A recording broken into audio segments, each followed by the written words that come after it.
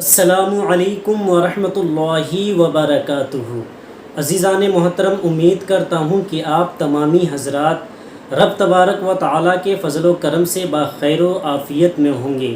اللہ تبارک و تعالیٰ ہم سب کو اپنے حفظ و امان میں رکھے۔ دوستو، ویڈیو کو مکمل دیکھیے گا۔ صحابہ کرام اپنی زندگی کیسے گزارتے تھے، قرآن و حدیث کی روشنی میں مفتی سلمان اظہری صاحب بتا رہے ہیں۔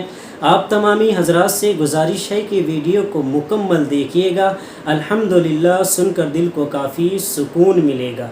جنگ میں جانا کوئی کرکٹ اور فٹ بال کا میدان نہیں ہے، ہتھیلی میں جان لے کر کے جانا ہے۔ اچھوں کے حالات خراب ہو جاتے ہیں، ایک ڈنڈا دیکھ لیں، لیکن وہ نبی پاک صلی اللہ علیہ وسلم کے ساتھ ایسے نکل پڑتے تھے جیسے لگتا ہے روز کا کام ہے۔ یہ کون سی چیز ہے جو انہیں لاتی تھی؟ وہی اقبال کہتا ہے، عجب چیز ہے لذت آشنائی۔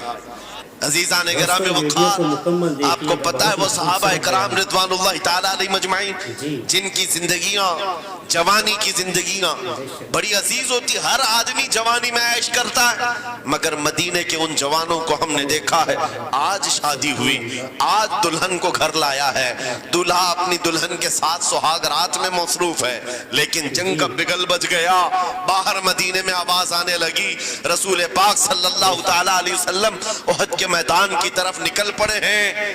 یہ آج کا دولہا اپنی دلہن کو بستر پر چھوڑ کر نکل پڑتا ہے اور جا کر رسول پاک صلی اللہ علیہ وسلم کی جماعت میں شریک ہوا۔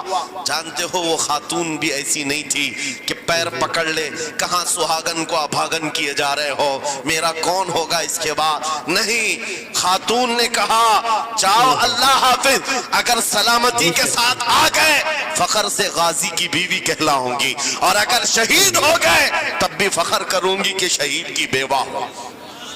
یہ رسول پاک کے معاشرے کے ان مثالوں کو تمہارے سامنے رکھ رہا ہوں جنہوں نے لذت آشنائی پالی تھی، حضور کی محبت کا مزہ لے لیا تھا۔ وہ صحابی رسول جوان دولہا میدان جنگ میں شریک ہو گیا، لیکن گھمسان کی جنگ میں شہید بھی ہو گیا۔ ایک رات کا دولہا شہید ہوا ہے جس کو اللہ کے فرشتوں نے غسل دیا تھا، حضرت حنظلہ غسیل الملائکہ۔ اور آپ کو پتہ ہے ایک نوجوان جو کالے رنگ کے تھے، حضرت عبداللہ اسود ان کو کہا جاتا ہے، حضور کے پاس آئے، کہا شادی کرنا ہے، عمر ہو گئی ہے۔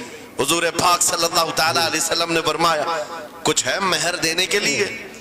کچھ پیمال ہے؟ کہا کچھ ہے نہیں۔ کہا مہر کے لیے پیسے لے آؤ، شادی کرا دی جائے۔ اور اس کے بعد انہوں نے ادھر ادھر کیا، پھر حضور نے ہی ان کے لیے مال جمع کرنے کا انتظام کیا حضرت عثمان غنی کے ذریعے سے۔ ان کو مال دیا گیا، پیسہ دیا گیا، کہا جاؤ گھر کو بنا لو، سامان لے آؤ اور مہر کے پیسے جٹا لو، شادی کا سامان خریدو، مدینے کی انصار کی کسی بیٹی سے تمہارا نکاح ہو جائے گا۔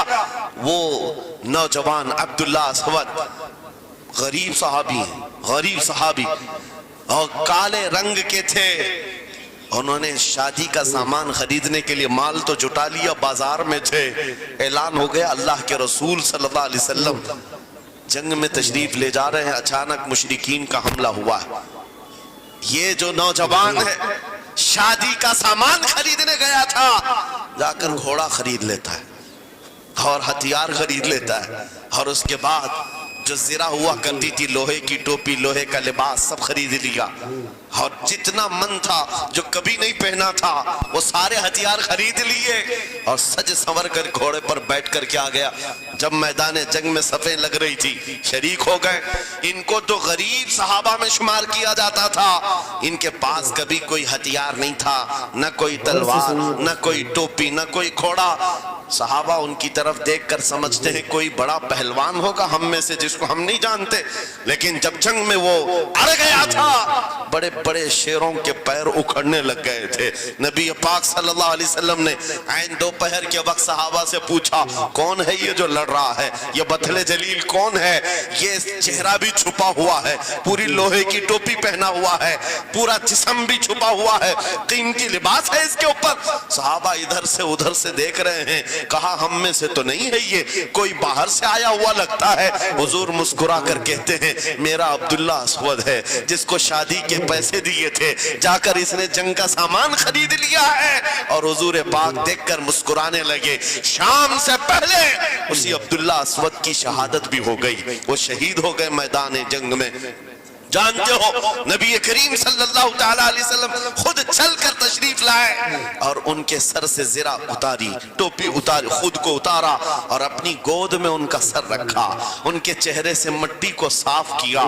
صحابہ کہتے ہیں اس قسمت پر قربان جائے، حضور کی گود میں ان کا سر دیکھ کر کے ہمیں رشک ہونے لگا۔ پھر حضور فرماتے ہیں من المؤمنین رجال صدقوا ما عاہدوا اللہ علیہ، مومنین میں سے کچھ بندے ایسے ہیں جنہوں نے اللہ سے کیا ہوا وعدہ پورا کر دیا ہے۔ میرے عزیزو یہ کٹ گئے، ختم ہو گئے، اپنے آپ کو فنا کر دیا۔ کون سی چیز تھی جو انہیں میدان میں لے آتی تھی؟ کون سی چیز تھی جو انہیں بستر سے اٹھا لاتی تھی؟ کون سی چیز تھی جو بازار میں شادی کے سامان خریدنے سے بدل کر وہ ہتھیار خریدنے پر آ جائیں؟ ارے جنگ میں جانا کوئی کرکٹ اور فٹ بال کا میدان نہیں ہے، ہتھیلی میں جان لے کر کے جانا ہے۔ اچھے اچھوں کے حالات خراب ہو جاتے ہیں، ایک ڈنڈا دیکھ لیں، لیکن وہ نبی پاک صلی اللہ علیہ وسلم کے ساتھ ایسے نکل پڑتے تھے جیسے لگتا ہے روز کا کام ہے۔ یہ کون سی چیز ہے جو انہیں لاتی تھی؟ وہی اقبال کہتا ہے عجب چیز ہے لذت آشنائی، عجب چیز ہے لذت آشنائی۔ بدر کے میدان میں حضور جا رہے تھے، ایک گھر میں رات کو لڑائی چل رہی ہے، کس کے درمیان؟ باپ اور بیٹے کے درمیان۔ باپ بوڑھے ہو گئے ہیں، بیٹا لڑ رہا ہے، ابا آپ نہیں جائیں گے، آپ گھر میں رہیں گے، میں جاؤں گا۔ باپ کہتے ہیں نہیں بیٹا تو گھر سنبھال، میں جاتا ہوں، میری عمر ہو گئی ہے، میں جاؤں گا حضور کے ساتھ۔ تکرار اتنی بڑھ گئی کہ انہوں نے قرآن اندازی کی، چٹی ڈالیں گے جس کا نام نکلے گا وہ جائے گا۔ قرآن اندازی ہوئی تین بار بھی ہوئی تو بیٹے کا ہی نام نکلا۔ باپ نے کہا مجھے نہیں چاہیے یہ تیری قرآن اندازی، میں حضور کے پاس لے چلتا، میں حضور کے پاس جاؤں گا۔ عجب چیز ہے لذت آشنائی، حضور کے ساتھ جانے کا جذبہ کیسا تھا۔ ارے وہ قرآن اندازی کر رہے ہیں اپنے آپ کو قربان کرنے کے لیے، کوئی مٹھائی کی تقسیم نہیں ہو رہی تھی کہ جا کر کے مٹھائی ایک لڈو لے آئیں گے، وہ جنگ کے میدان میں جانے کے لیے قرآن اندازی کر رہے ہیں۔ باپ بیٹے کی تکرار، پھر آئے بارگاہ مصطفیٰ میں، دونوں نے دلیلیں رکھی۔ باپ نے کہا یہ جوان ہے گھر سنبھالے گا، مجھے آپ کے ساتھ جانے کی اجازت دیجئے۔ بیٹے نے کہا یا رسول اللہ میدان جنگ جوانوں سے زیادہ بھرپور ہونا چاہیے، طاقت کا زیادہ استعمال ہوتا ہے، میرے باپ کو آپ کہیں گھر پر دیکھیں، یہاں کے حالات وہ سنبھالیں، میں آپ کے ساتھ چلوں گا۔ حضور پاک نے جوان کی بات سن لی اور بوڑھے صحابی سے کہا آپ گھر پر رہیں، آپ کا جوان جائے گا۔ اتنا جملہ کہنا تھا، چیخ نکلی ان کی، پھاڑے مار کر رونے لگے، کہا ہائے افسوس، اس بڑھاپے پر تف ہے مجھے، اس بڑھاپے نے مجھے نبی سے دور کر دیا۔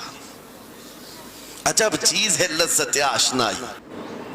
دوستو بہت ہی خوبصورت انداز میں قرآن و حدیث کی روشنی میں مفتی سلمان اظہری صاحب بتا رہے تھے۔ ہم سب کو چاہیے کہ ان باتوں پر عمل کریں۔ دعا ہے اللہ تبارک و تعالی ہم سب کو ان باتوں پر عمل کرنے کی توفیق و رفیق عطا فرمائے اور اپنی زندگی کو قرآن و حدیث کے مطابق گزارنے کی توفیق و رفیق عطا فرمائے۔ دوستو امید کرتا ہوں کہ آپ سب نے ویڈیو کو پسند کیا ہوگا، تو دوستو اس ویڈیو کو ثواب کی نیت سے آگے لوگوں تک پہنچانے کی کوشش کریں، ویڈیو کو لائک بھی کر دیجئے اور دوستو ہمارے یوٹیوب چینل کو آپ حضرات سبسکرائب کر لیجئے۔ السلام علیکم ورحمۃ اللہ وبرکاتہ۔